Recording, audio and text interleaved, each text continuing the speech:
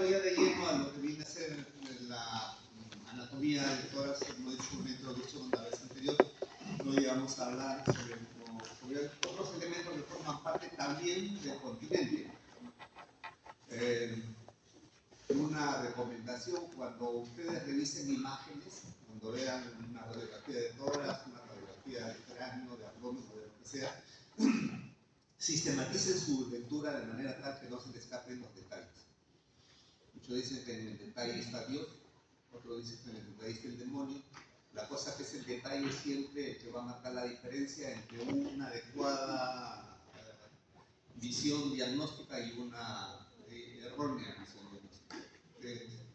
Van a encontrar muchos profesores, médicos y también en los otros ámbitos de las diferentes carreras en las que se destaca alguien por algo. Y ese algo significa que le pone atención a los detalles. Para que no se le escapen estos detalles es importante entonces sistematizar la lectura.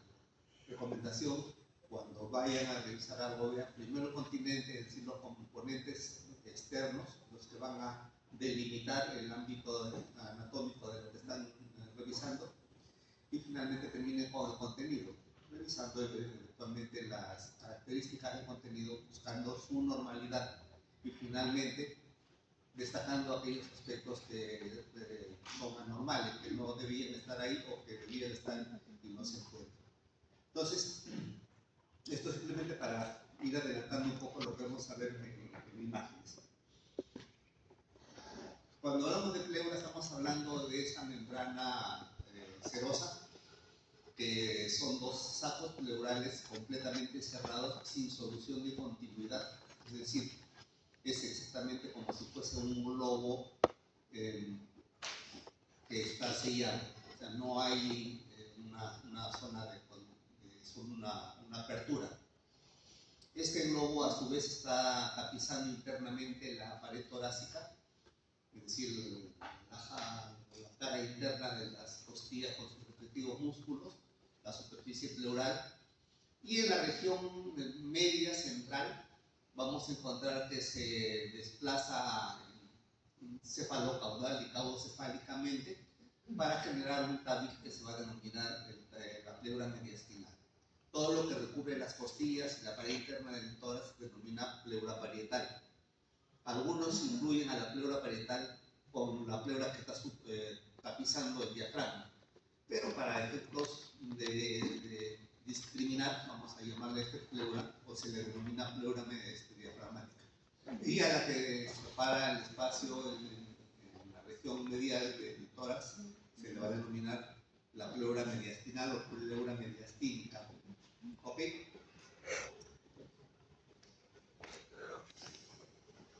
Entonces, aquí tenemos algunas características de la pleura. Acá se ha hecho un espacio artificial para poder separar esta superficie brillante que es la pleura que está recubriendo a la víscera, en este caso a la pleura visceral, la pleura pulmonar, y de la pleura que está tapizando internamente la cápsula torácica. Un par de reseñas para efectos de podernos entender.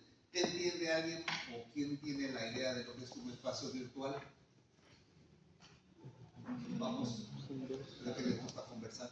Alguien que levante la mano y que me diga, ¿es un espacio virtual? Levante la mano y diga. Vamos. A ver. Es un espacio abierto, pero, o sea, tiene una luz. Es un espacio abierto, pero. Tiene una luz. Está delimitada por un borde, pero no está llena con aire. ¿Alguien tiene otra idea? ¿Sí? ¿Es un espacio imaginario? Espacio imaginario. O sea, que no existe. Tú te imaginas algo, es solamente una idea. Las ideas solo están en tu cabeza. ¿Alguien? Para que vean cómo es que nosotros utilizamos con mucha frecuencia términos que no los tenemos en claro. Si hay una aproximación, damos un espacio, es porque el espacio existe. Si no existiese, no estaríamos hablando de él. Entonces, un espacio virtual es un espacio potencial. ¿Qué significa? Significa que cuando cambien ciertas condiciones, el espacio que aparentemente no existe se vuelve un espacio real. Por ejemplo, a ver, cuando yo hago una pregunta y ustedes no responden, en ese momento ustedes han generado un espacio virtual. ¿Dónde está ese espacio virtual? Entre su lengua y su paladar. Mientras no hablan, mientras no comen, mientras no bostezan, la lengua pegada al paladar no deja aparentemente espacio. Están juntos. No están adheridos, simplemente están juntos. Cuando ustedes empiezan a hablar, por ejemplo, cuando se ponen a conversar entre ustedes y yo los tengo que callar para que me atiendan, en ese momento el espacio se vuelve real. O cuando están comiendo, en ese momento está ocupado el espacio, por lo tanto es un espacio real. Esto es importante que lo entendamos porque solamente así vamos a comprender lo que es la dinámica de las pleuras. Las pleuras no forman un espacio virtual porque les ocurre. Las pleuras están juntas, pero no adheridas. La adhesión implica que estarían pegadas para poder facilitar el desplazamiento de la superficie pulmonar sobre la superficie de la jaula torácica durante la mecánica ventilatoria. ¿Por qué? Porque si no fuese así, sería un pulmón pegado a la jaula torácica con una restricción de movimiento, no tendría la capacidad para expandirse y colapsar, bueno, disminuir su volumen de acuerdo a la fase ventilatoria. Entonces, ¿y qué cosa es una presión negativa?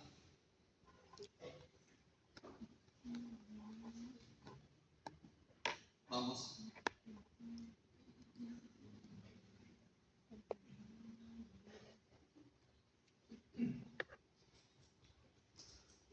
Cuando hablamos de presión negativa, no estamos hablando de un parámetro que debe de ser la presión neutra, es decir, ni positiva ni negativa. Esa presión neutra viene a ser la presión atmosférica, que por supuesto va a cambiar de acuerdo al nivel de altitud que estamos sobre el nivel del mar. Pero acá nosotros tenemos una presión neutra que cuando ustedes abren la boca, cuando bostezan, la presión que está fuera de su boca es la misma presión que está dentro de su boca. Pero cuando ustedes van a tomar una bebida con una cañita, al momento que jalan para poder jalar el líquido por la cañita, genera una presión negativa que va a permitir que el líquido ascienda por la cañita y llegue a su boca. No sé si es que me dejo entender. O sea, en ese momento ustedes están haciendo una presión negativa, generando lo que se llama una gradiente. Entonces, ahora sí díganme qué cosa es una gradiente.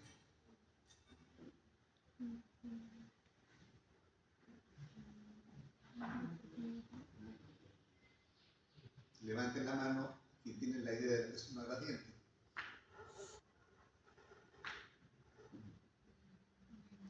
¿Por qué cuando les digo que no hablen, hablan y conversan, y cuando yo les pido que hablen, no hablan? Sí. Es una fuerza generada por una diferencia de presión. Más alto, más alto. Es la fuerza generada por la diferencia de presión. Una fuerza generada por la diferencia de presiones. Va por ahí, va. ¿Alguien lo tiene más claro?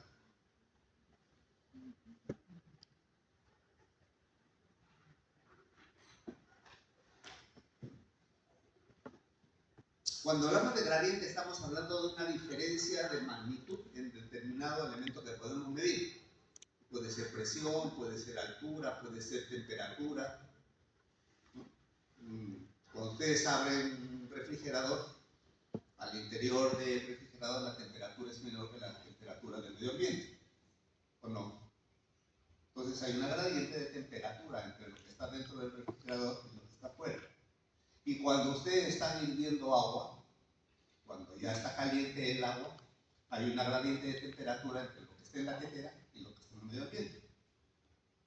Entonces yo le voy a recomendar, que ya que se me ha olvidado, porque ustedes lo han estudiado en física en el colegio, imagino, que revisen estos conceptos que les va a permitir entender la fisiología.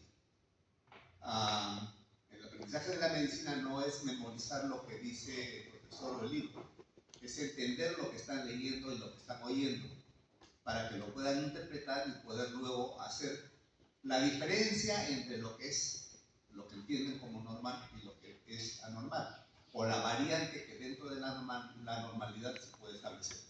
Bien, revisen. Entonces acá tenemos nosotros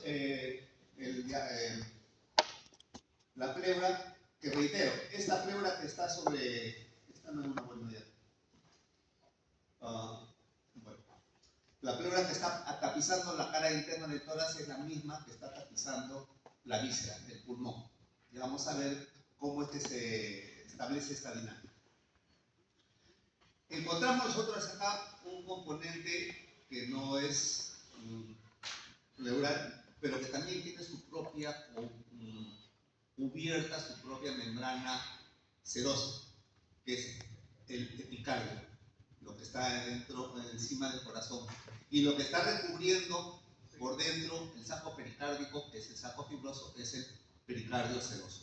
Exactamente el mismo componente o el mismo comportamiento que los sacos pleurales. Entonces acá solamente en el tórax ya tenemos dos espacios generados por membranas serosas, el pericardio seroso y la pleura. La pleura, como les decía, tapizando la cara interna del tórax y elevándose a nivel medial en lo que viene a ser la pleura mediastinal, aproximadamente entre la quinta y la séptima espacio vertebral, por la altura del nivel de las vértebras, se va a fusionar haciendo un manguito y va a rodear, va a envolver el pedículo y se va a dirigir hacia la región del ilio. Y acá hay dos conceptos que quisiera que los revisen porque suelen confundirlo. Una cosa es pedículo y otra cosa es ilio. Inclusive hay profesionales ya que cuando se refieren a estos elementos indistintamente utilizan los términos y no es de esa forma. Entonces, esta pleura mediastinal hacia la región medial forma una lámina de dos hojas, ¿no? Una lámina doble que se dirige hacia el diafragma, o algunos dicen no, parte del diafragma hacia la región cefálica. Este repliegue doble o repliegue de doble hoja se denomina el ligamento triangular. Para algunos, el ligamento pulmonar.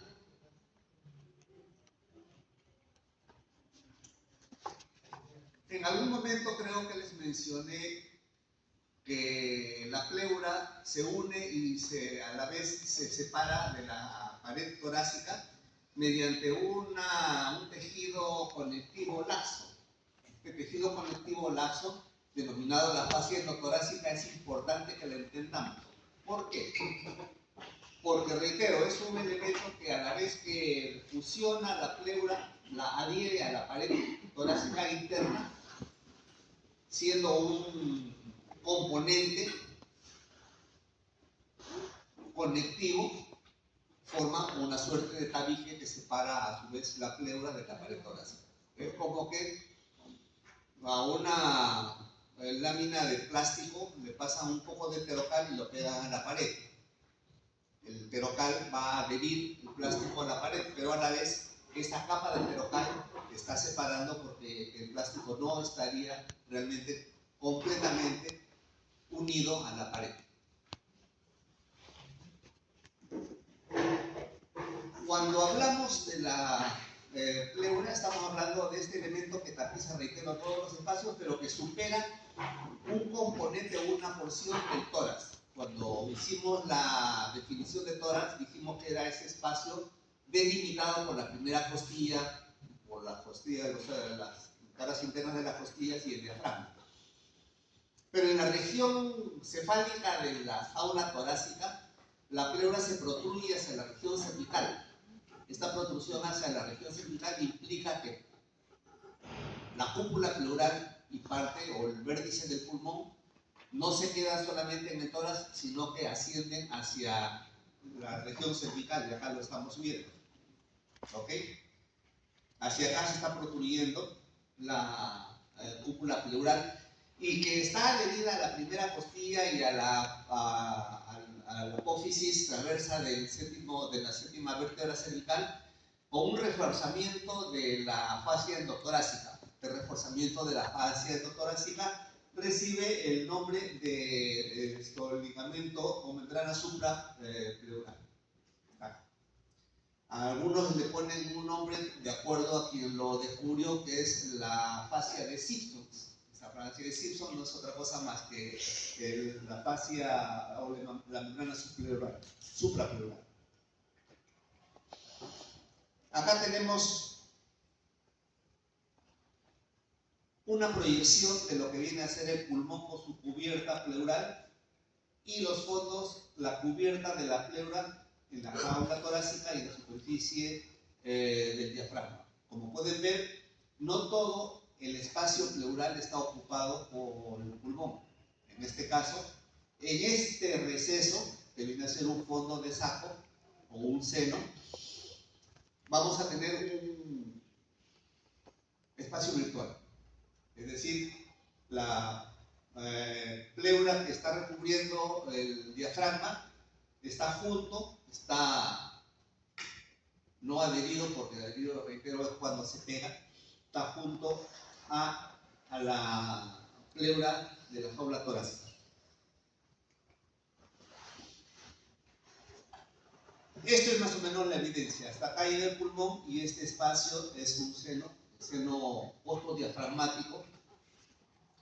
Por si acaso, el término diafragmático y frénico vienen a ser sinónimos. En este caso, cuando hablen de seno postdiafragmático es lo mismo que decir costofrénico, para efectos que vayan ya manejando el vocabulario que se va a establecer cuando tengamos que hacer una lectura radiográfica o de imagenología. La pleura visceral recubre la víscera, en este caso el pulmón, y se va a introducir en el parénquima pulmonar. Al introducirse en el parénquima pulmonar va a segmentar la superficie del pulmón correspondiente, originando lo que se denominan las cisuras. Estas cisuras delimitan los lóbulos. En el lado derecho tenemos 3 lóbulos, en el lado izquierdo 2 lóbulos, como vamos a ver más adelante. Pero en algunos textos ustedes lo van a encontrar como que la pleura continúa o sigue el trayecto de los lóbulos. No, si no hay esta, que de hecho hay ciertas circunstancias en las que la pleura no se introduce, no llega a formar una cisura y aparentemente da la impresión que solamente hay 2 lóbulos o hay una superficie sin segmentación lobular. La pleura parietal está ricamente inervada por los nervios, sensitivamente por los nervios que están procediendo de los nervios intercostales. Es sumamente sensible al dolor. De hecho, cualquier procedimiento o cualquier irritación lo que va a producir es un dolor exquisito que antiguamente le denominaban el dolor en punta, porque da la impresión que le están metiendo una puñalada cuando se irrita alguna porción de la pleura. El dolor de punta se va a manifestar cuando hay una inflamación pleural, lo que llamamos una pleuritis. Ya, reitero, vamos manejando un poco la terminología. En tanto que la pleura visceral no tiene sensibilidad dolorosa. Yo puedo cortar la pleura visceral y no va a sentir dolor. Pero sí tiene sensibilidad, o tiene desarrollada la sensibilidad tensional. Cuando se distiende o cuando se contrae la pleura visceral, esto va a pasar la información hacia el nivel central, que va a generar una serie de reacciones. Porque todo esto estamos hablando de una sensibilidad propioceptiva que no va en relación con lo que conocemos normalmente de la superficie, la esteroceptiva. La irrigación de las pleuras está dada en el caso de la parietal por las ramas intercostales, por las frénicas, por las mediastinales, por la mamaria interna, también denominada torácica interna, en tanto que la irrigación de la pleura visceral está dada por la irrigación bronquial y la irrigación pulmonar.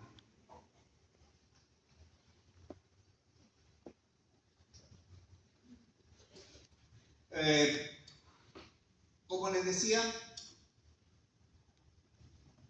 la pleura acá tenemos un ejemplo, ¿no? De la pleura diafragmática, y esto que está ascendiendo por acá es la pleura mediastinal. Desde ya estamos dando un término que está en su sílabo, que es el mediastino. Es el límite del mediastino. En algunos textos ustedes van a encontrar que el mediastino es el espacio delimitado por los pulmones. Acá estamos viendo la evidencia que acá está el pulmón, y el pulmón no está delimitando el mediastino. El mediastino está delimitado por la pleura mediastinal.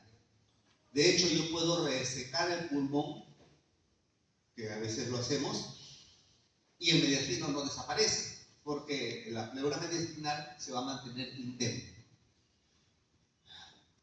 Acá también tenemos una situación ficticia, porque la pleura mediastinal sí se encuentra en algunas zonas del pericardio, adheridos al pericardio. Hay una adhesión, ahí no hay un espacio virtual entre la superficie pericárdica y la pleura.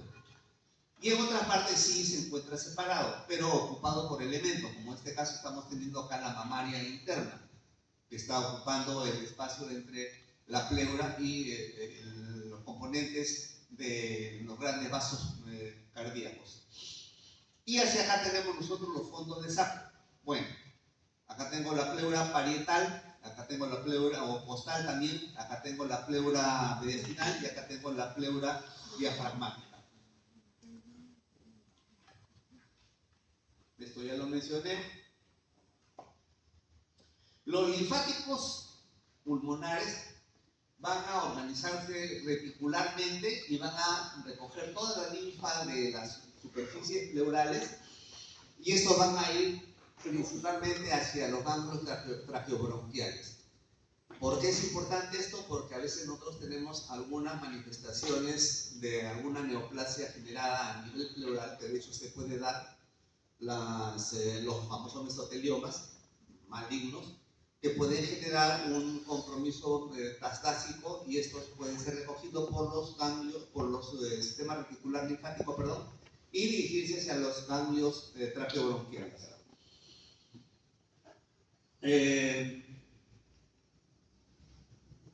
Llegamos al mediastino. Reitero, el mediastino es ese espacio generado por las pleuras mediastinales en la porción medial del tórax, que va a tener un contenido. Al contenido se denomina contenido mediastinal, es decir, los elementos que están de tránsito y que son residentes. ¿Cuáles son residentes? Aquellos que van a estar ahí porque ahí es donde cumple su función, por ejemplo el corazón. De tránsito, aquellos elementos que están comunicando situaciones como por ejemplo la cavidad oral con el estómago, estamos hablando del esófago, o la misma arteria aorta, que saliendo del corazón va a discurrir por la región mediastinal posterior para dirigirse hacia la cavidad abdominal. Entonces tenemos elementos de tránsito y residentes. Normalmente nosotros delimitamos, o clásicamente se delimita el mediastino mediante un plano transverso que va a pasar por el ángulo de Lewis, el ángulo external anterior, y que aproximadamente va a llegar hasta el espacio entre la cuarta y la quinta vértebra dorsales. Este plano me va a delimitar un contenido superior o cefálico, denominado mediastino superior, y uno inferior, es decir, el que está dirigido hacia la región caudal. Y a su vez, este mediastino inferior se va a subdividir en tres componentes o tres compartimentos. Un mediastino anterior, que está delimitado por la cara dorsal del esternón y por la cara ventral del pericardio. Un mediastino medio, que está delimitado por las dos hojas pericárdicas, tanto anterior como posterior, y un mediastino posterior que está delimitado por la cara dorsal del pericardio y la cara ventral de la columna vertebral. Esto que parece un juego de palabras realmente está describiendo con la definición las características y los límites de los compartimentos mediastinales inferiores. Y por supuesto cada uno de estos espacios están ocupados por diferentes elementos, excepto el mediastino anterior, que forma una suerte también de espacio virtual. Normalmente nosotros no tenemos contenido en el mediastino anterior, salvo en una proyección de la porción cefálica, vamos a ver más adelante el mediastino, en la que un componente del mediastino superior, que es la glándula tímica, se desplaza hacia el mediastino anterior, ocupando parcialmente la porción cefálica del mediastino superior.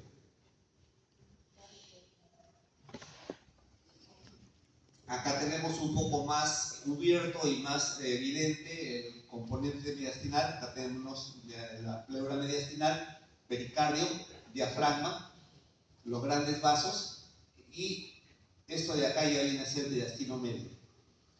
Esta separación de los nervios frénicos realmente no es real. Reitero, normalmente hay una adhesión de la pleura a esta zona, entonces encontramos más bien como si fuese, cuando uno abre la cavidad torácica, ve a través de la pleura mediastinal los nervios frénicos y los nervios vagos por detrás.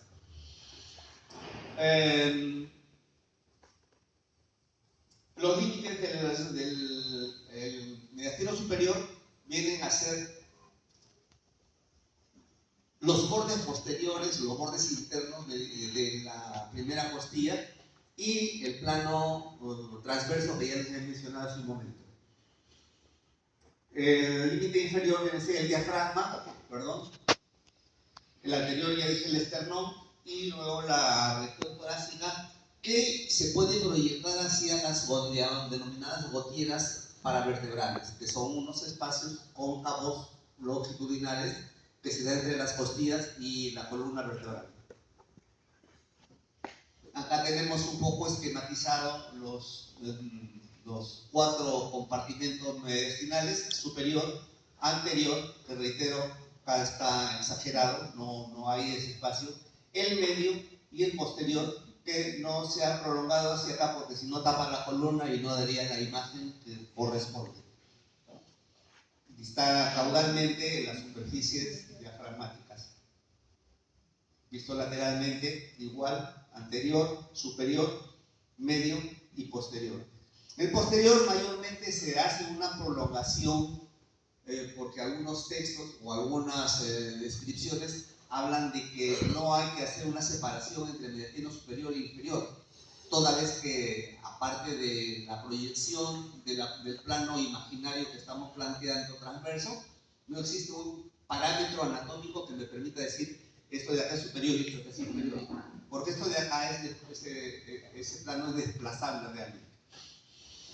Acá tenemos nosotros componentes, el contenido, del mediastino medio, pericardio con el corazón, la raíz de los grandes vasos, y a partir de acá, donde termina la aorta ascendente y empieza el callado de la aorta, nosotros tenemos el mediastino superior. Entonces tendremos ahí callado de la aorta con sus respectivas raíces arteriales de las carótidas, tronco brachiocefálico, etc.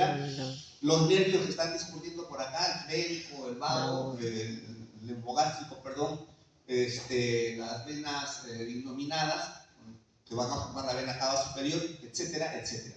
Hacia acá, en el mediastino posterior, algunos textos no consideran a la cadena simpática como parte del contenido. Sí es parte del contenido del mediastino posterior, porque reitero, se abarca inclusive hasta la zona de las gotieras paravertebrales. Esto de acá vienen a ser los cuerpos vertebrales todavía. Acá tenemos el timo, el mediastino superior, y como les decía, pueden desplazarse parte, es decir, los cuernos inferiores pueden desplazarse hacia el mediastino anterior. Y acá sí tenemos nosotros la evidencia o la proyección en imagen de la unión temporal entre el pericardio y la pared posterior o la pared dorsal del esternón. Superior ya dije, tenemos caída de la aorta, troncos brachiocefálicos, vena cava superior y el timo. En el medio, el pericardio, corazón, aorta ascendente, hasta donde termina las venas cavas superiores, es decir, la raíz donde está penetrando ya el corazón, que es la desembocadura de la vena cava en la aurícula derecha, la desembocadura de las venas pulmonares y los nervios frénicos. Acá tenemos una resección de los elementos del mediastino medio para poder ver, perdón, de la pleura mediastinal, para poder ver el contenido del mediastino por el lado derecho. Tenemos acá la vena ácido, tenemos las ramas de las pulmonares, arterias y venas, tenemos el nervio frénico, vaso pericardio frénico, el esófago con su respectiva trayectoria de lo que ven acá, esta rayita viene a ser el nervio neumogástrico, ya lo van a ir diferenciando, y hacia acá, como les decía, la cadena simpática. El lado izquierdo, visto lateralmente por la cara izquierda, perdón, tenemos igual los frénicos, pericardio, la aorta descendente o torácica, las ramas intercostales, los nervios, cadena simpática del lado izquierdo, y hacia adelante no encontramos nada porque, reitero, es un espacio virtual en el mediastino anterior. Pericardio es un saco fibroso, visto externamente, es un blanco nacarado, que lo describen como inextensible. Esta poca distensibilidad del pericardio es relativa. Sí, cuando yo digo algo es inextensible, quiere decir que nunca se va a expandir. Sin embargo, la naturaleza es sabia y cuando empieza a expandirse el contenido del saco pericárdico por algún motivo anormal, vamos a ver que ese saco sí empieza a distenderse. De hecho, si yo en una cavidad pericárdica normal le inyecto 100 centímetros de agua, estoy ya alterando la dinámica cardíaca, estaría generando una fase de pretaponamiento cardíaco. No dejaría que el pulmón expanda, eso se llama taponamiento cardíaco. Sin embargo, a veces encontramos nosotros en la imagen radiológica una imagen de silueta cardíaca inmensa, y cuando pulsamos o le ponemos un DREN, sacamos 300, 400, 500 centímetros cúbicos de líquido pericárdico. Entonces uno se pregunta, ¿qué pasó? Pasó que nuestro organismo tiende a generar mecanismos compensatorios. Cuando un llenado de la cavidad pericárdica es lento, el pericardio empieza a distenderse, y reitero, puede albergar 800 centímetros cúbicos de líquido sin que haya manifestaciones de cambios hemodinámicos dramáticos. Sí, va a haber algunas alteraciones, cambios de las presiones, etcétera, etcétera, pero reitero, la naturaleza hace que haya un mecanismo de compensación como para que no se altere grandemente la dinámica cardíaca. Pero reitero, cuando el llenado es brusco, cuando este llenado es en un par de días, definitivamente la dinámica cardíaca, o sea, la hemodinamia, va a tener serias alteraciones, incluyendo la muerte súbita. A eso se denomina taponamiento cardíaco. Bien, entonces, reitero, este pericardio está constituido por tejido conectivo fibroso, como también tiene colágeno y algunas fibras que dicen inextensibles, pero en realidad les estoy explicando cuáles son las razones por las cuales sí se puede distender. Un poco para hacer un recordaris, acá tengo el timo, acá tengo la vena cava superior, que ha sido formada por las dos inominadas derecha y nominada izquierda. A partir de acá hay vena cava, y a partir de acá ya estamos en el mediastino medio. Acá ya se ha resecado el saco pericárdico para que se pueda apreciar la superficie brillante del epicardio. ¿Qué que es el mismo pericardio seroso que recubre la cara interna del pericardio fibroso, solamente que a nivel de los vasos, ustedes se percatan, acá tengo, se refleja el pericardio seroso y empieza a recubrir las vísceras. A partir de acá ya se denomina pericardio visceral o epicardio.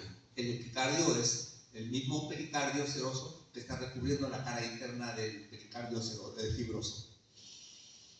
Por debajo de este epicardio nosotros vamos a encontrar linfático, vamos a encontrar la grasa pericárdica, etcétera, etcétera. No voy a desarrollar mucho lo de corazón porque eso lo vamos a ver en su momento correspondiente. Sin embargo, es importante, así como existen los senos en el espacio pleural, los senos costofrénico, pericardiofrénico, etc. En el caso del corazón también tenemos nuestro seno, que es las zonas o los recesos en donde se repliega o donde se refleja el pericardio, en este caso el pericardio seroso. Si bien es cierto, acá se ha resecado, pero quedan los bordes. Ustedes se ven acá tengo los bordes del pericardio seroso, que se está desprendiendo de acá para cubrir el pericardio fibroso. Y esta superficie brillante es el epicardio. Sin embargo, acá entre el pericardio el pericardio seroso y el epicardio se genera un espacio, un fondo de saco. Este es un fondo de saco oblicuo, que es el fondo de saco que está entre las raíces o las desembocaduras de las 4 venas pulmonares. Y en esta zona tengo un alrededor entre la vena aorta, entre la arteria aorta y la vena cava y la arteria pulmonar, encontramos también un repliegue que es el seno transverso. El seno transverso, que reitero, son espacios que no son los únicos, pero son lo más importante y lo que siempre se describe porque clínica y quirúrgicamente nos permite hacer ciertas maniobras como para poder hacer cirugía cardíaca, para los que van a ser cirujanos cardíacos. Acá los recesos que se han formado para que se puedan apreciar que esté el corazón con su pericardio seroso, acá se está reflejando y luego se desplaza hacia la pared del pericardio fibroso, ¿no? Senos oblicuos y el transverso que está por acá. Esto no es. Bien, brevemente para hablar del sistema respiratorio, que lo vamos a ver en profundidad cuando veamos pulmones, es el conjunto de órganos que van a permitir con éxito el intercambio gaseoso a nivel hemático, es decir, la captación de oxígeno y la eliminación del dióxido de carbono, el CO2, para efectos de la renovación y que la sangre venosa que llega al pulmón salga como sangre arterializada y pueda, mediante los circuitos de la circulación mayor, ir a hacer la respiración celular. Hay 2 tipos de respiración, la pulmonar y la celular o tisular.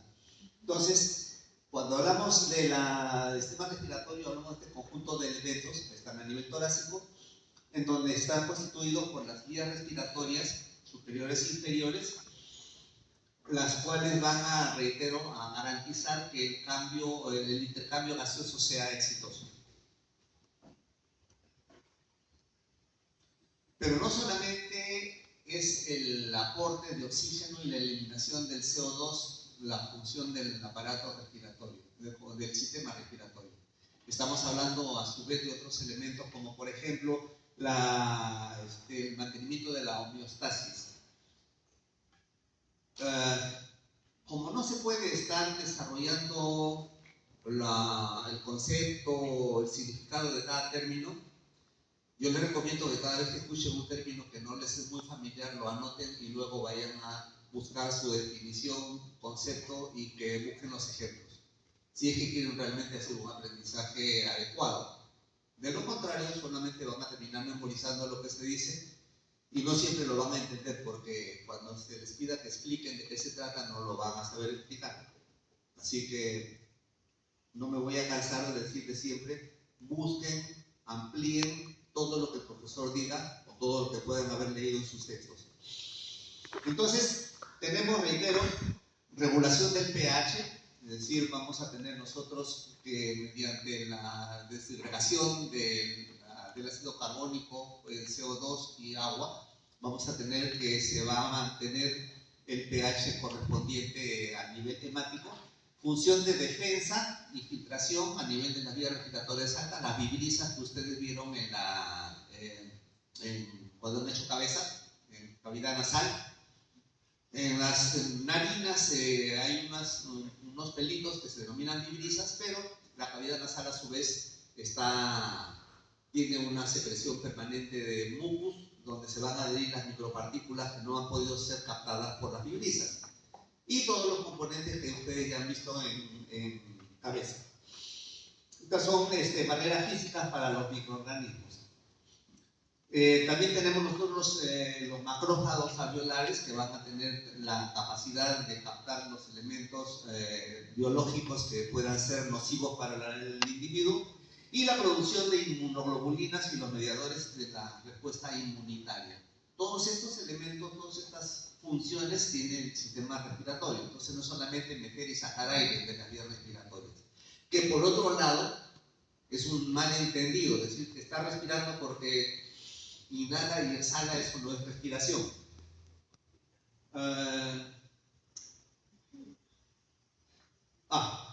También tenemos mecanismos de compensación en situaciones de alteraciones de la funcionalidad o estados patológicos. Vamos a tener nosotros que se va a compensar los cuadros acidóticos mediante los procesos respiratorios. Acá revisen lo que viene a ser la respiración de Kussmaul, ¿no?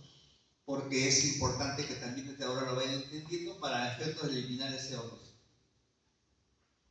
Y regulación de la temperatura. Cuando estamos en un ambiente excesivamente cálido, nosotros podemos regular la temperatura. Los perros lo hacen sacando la lengua y ventilando con mucha más frecuencia. Nosotros también lo hacemos de alguna forma mediante la respiración. La capacidad olfatoria, dado que los elementos que radican en la pared superior, en el techo de la cavidad nasal, donde están las terminaciones nerviosas, o el inicio, en todo caso, del primer par craneal, nos va a permitir la capacidad olfatoria. Y finalmente, la capacidad de generar sonido mediante nuestro aparato fonador, es decir, a nivel laríngeo nosotros vamos a tener que cuando se exhala el aire podemos generar ruido, el cual articulado con la lengua se transforma en palabras y podemos comunicarnos adecuadamente. Espero que nos podamos comunicar adecuadamente. ¿Ok? Entonces, cuando les decía que hay un malentendido concepto de respiración, es porque cuando ven que el tórax está batiendo, expandiéndose y contrayéndose, dicen está respirando. Esto no es respiración, esto es ventilación. Es uno de los componentes de la respiración. La respiración, como están viendo ahí en la diapositiva, en la presentación, está constituida por la ventilación, que es un proceso mecánico, por la perfusión, que viene a ser la garantía del pasaje de sangre a través de los capilares pulmonares, y por la difusión, que es la capacidad de la membrana alveolo-capilar de permitir, mediante su semipermeabilidad, el transporte de los gases a través de la membrana. Todos estos elementos, los tres, sin preeminencia en todo caso, van a constituir el éxito de la hematosis. Hematosis viene a ser el intercambio exitoso de los gases a nivel sanguíneo. Esto de acá viene a ser una gráfica que nos permite ver el elemento canalicular por donde está ingresando y saliendo el aire. Ingresa con oxígeno y sale con CO2.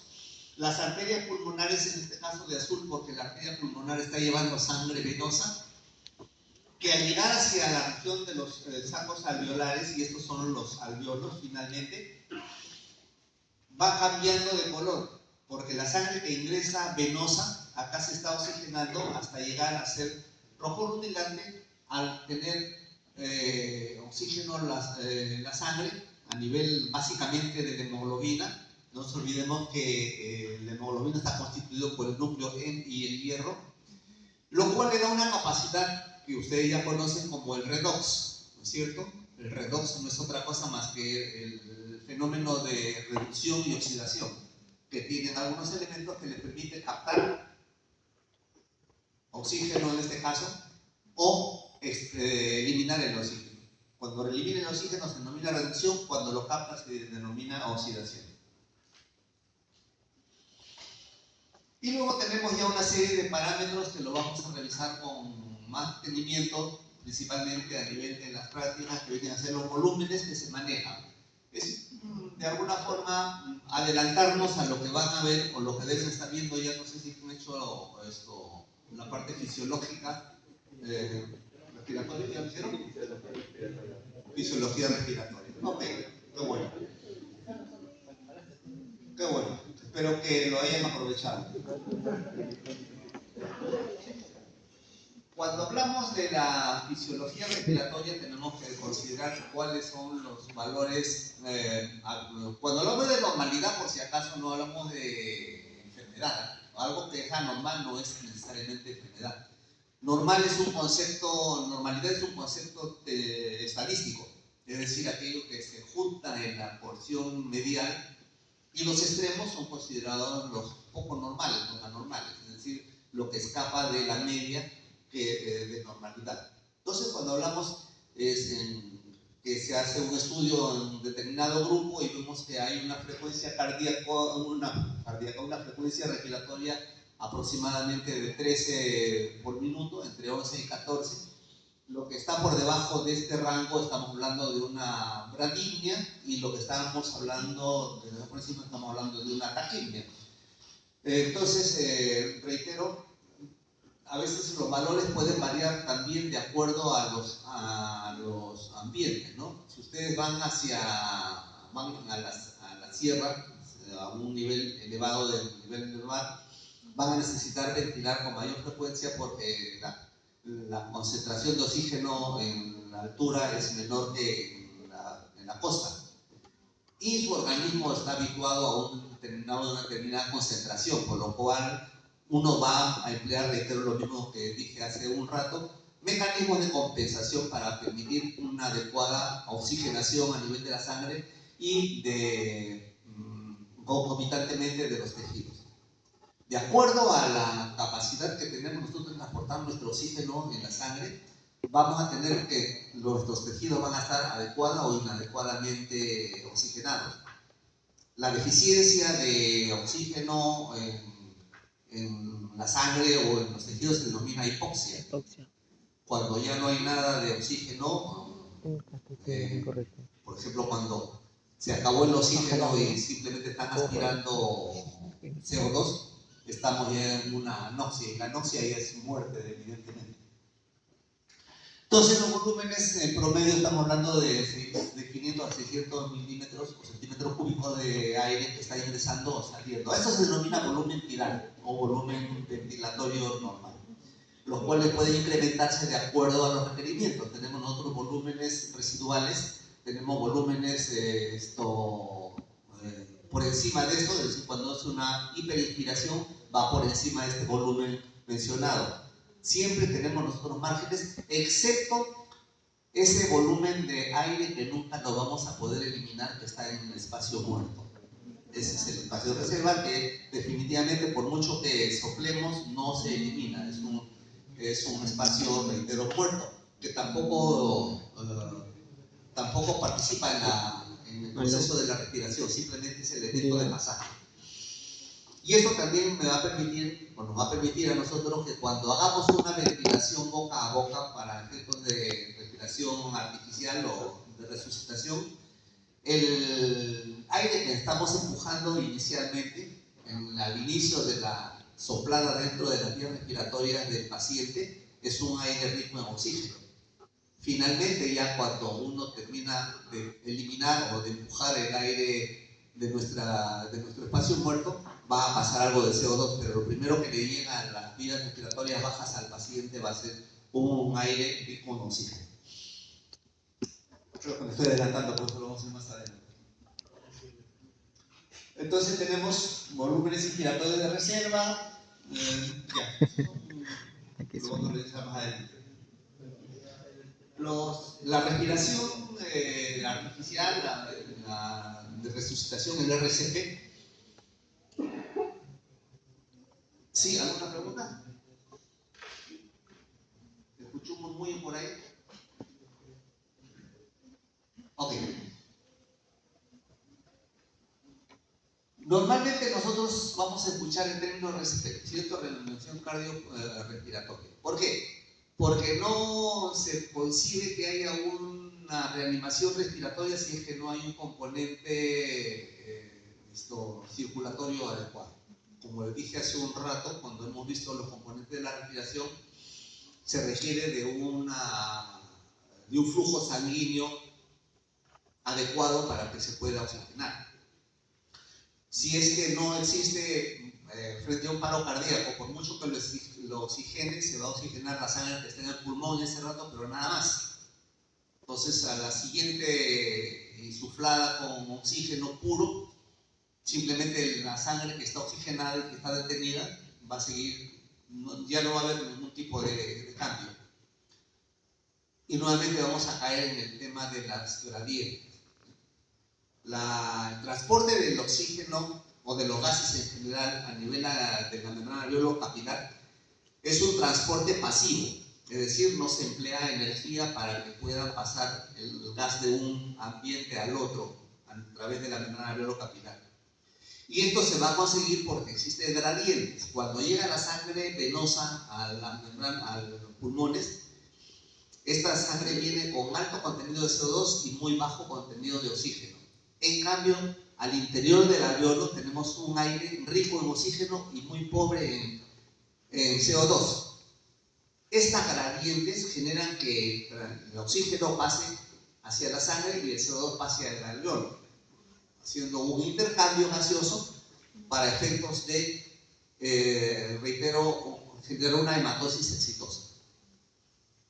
¿Cuándo se altera cuándo no es exitoso esta hematosis?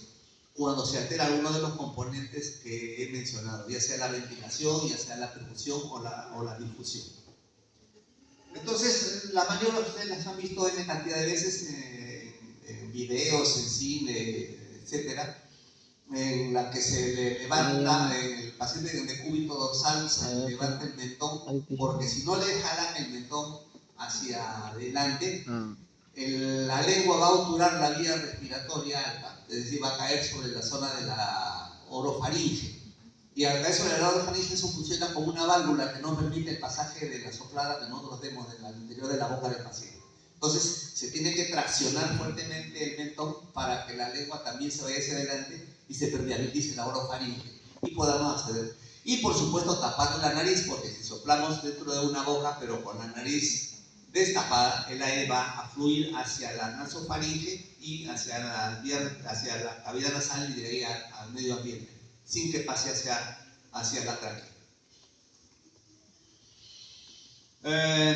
Reitero, junto con las maniobras de insuflación mediante la respiración boca a boca, o en el caso que tengamos un ambú, que es un implemento que nos permite empujar aire a través de un aditamento con una mascarilla que le tape la nariz y la boca al paciente, tenemos que garantizar que haya una circulación. Por lo tanto, el masaje cardíaco externo es sumamente importante.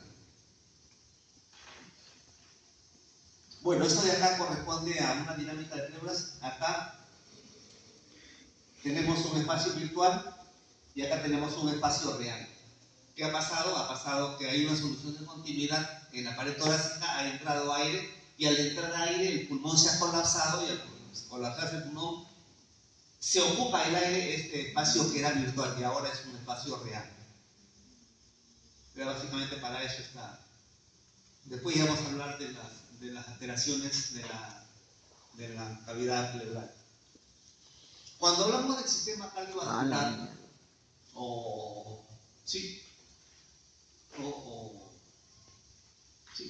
cuando hablamos del sistema cardiovascular estamos hablando de un conjunto de elementos que van a permitir el transporte de los elementos requeridos por nuestro organismo, oxígeno, nutrientes, y que van a estar íntimamente asociados, relacionados con el sistema respiratorio.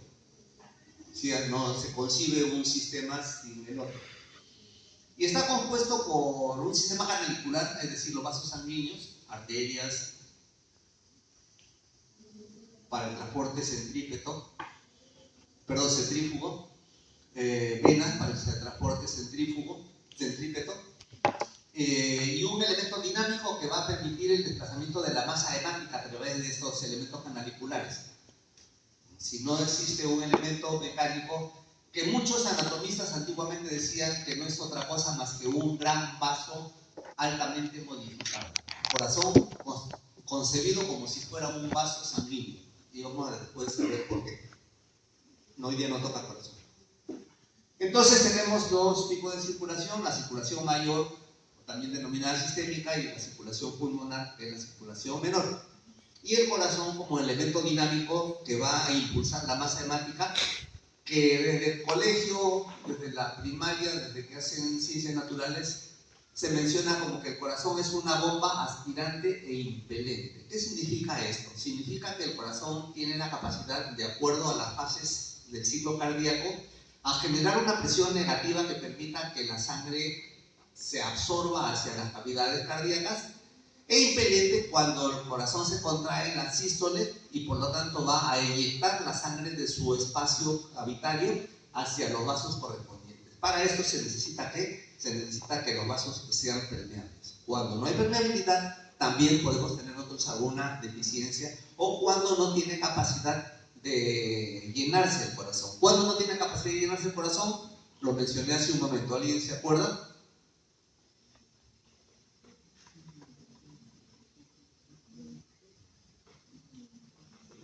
¿Quién se acuerda? Volumen residual. Aire. La típica. Mediante taponamiento cardíaco. Taponamiento cardíaco representa una ocupación del espacio pericárdico que no ha podido tener tiempo de expandirse, por lo tanto genera una presión intrapericárdica, y esta presión intrapericárdica comprime al corazón, impidiendo que se llene, que se expanda. Y al no poderse expandir, no llena sangre y por lo tanto se llega a una fase de insuficiencia cardíaca. Bueno, y por supuesto el componente que se va a desplazar a nivel del sistema cardiovascular, que viene a ser la sangre. Acá tenemos sistema cardiocirculatorio, que equivale al cardiovascular. Es el sistema que va a permitir el transporte de la sangre, constituido por el elemento dinámico que es el corazón. Ojo, la dinámica no es solamente la capacidad de contracción periódica, tonificada y con cierta intensidad de un elemento muscular como es el corazón, sino también de la capacidad de los vasos de poder expandirse y contraerse de acuerdo a las fibras elásticas que están constituyendo sus paredes. Ya vamos a ver de qué se trata. Entonces el corazón va a bombear la sangre, está constituido por las aurículas y los ventrículos, los vasos sanguíneos, que son los que van a transportar la sangre. Estamos hablando de arterias, venas, los capilares, importantísimos, y la sangre que va a ser transportada, que va a transportar el oxígeno, nutrientes, y que va a ir a través del sistema canalicular, constituido por los elementos formes. Los elementos formes son los glóbulos rojos, blancos, plaquetas y el plasma. Entonces, no sé si en algún momento a ustedes les han comentado que la sangre es un tejido. ¿Alguien recuerda la definición de tejido? Conjunto de células. Conjunto de células, así nomás.